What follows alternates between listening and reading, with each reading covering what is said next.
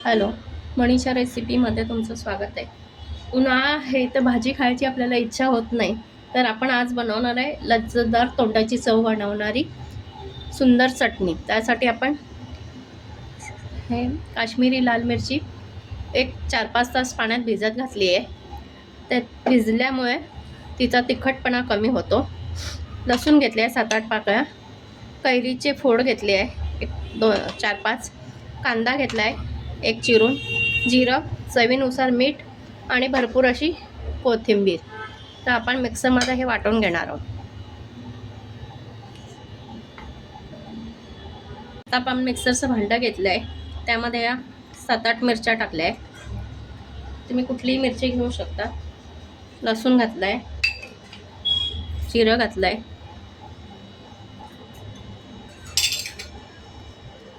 कांदा घालायचा आहे, कैरीची फोड, तुमच्या आवडीनुसार कैरी जास्त घातली तरी चालू शकते. मीठ घालायचे चवीनुसार आणि भरपूर कोथिंबीर.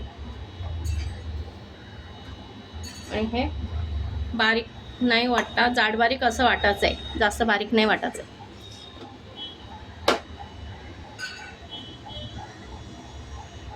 आपण चटणी मिक्सरमधून वाटलेली आहे, हे बघा या प्रकारे आहे ती.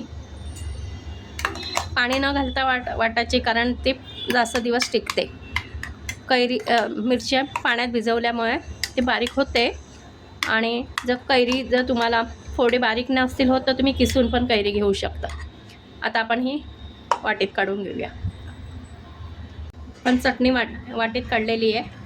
आता आपण थोडंसं तेलाची फोडणी नाही दिली तरी चालेल, पण आपण फोडणी देऊन अजून छान खमंग होईल ती. त्यामध्ये तेल तापवलं. आपण एवढं तेल नाही वापरणार आहे, थोडंसं वापरणार आहे. मोहरी घालायची आहे कडकडीत तेलामध्ये आणि थोडा हिंग. अशी खमंग फोडणी आपण चटणीला देणार आहे.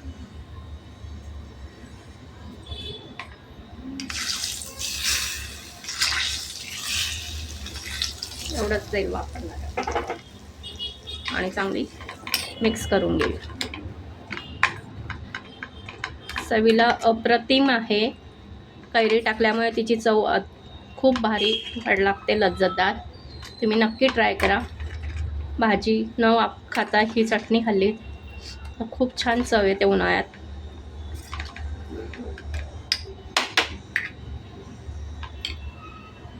आपली कैरी, मिरचीची आणि कांद्याची चटणी तयार आहे, लज्जतदार. तुम्ही नक्की अशी चटणी करून बघा. उन्हाळ्यात तोंडाला चव वाढवणारी ही चटणी आहे. रेसिपी आवडल्यास लाईक, शेअर आणि सबस्क्राईब करा. थँक्यू.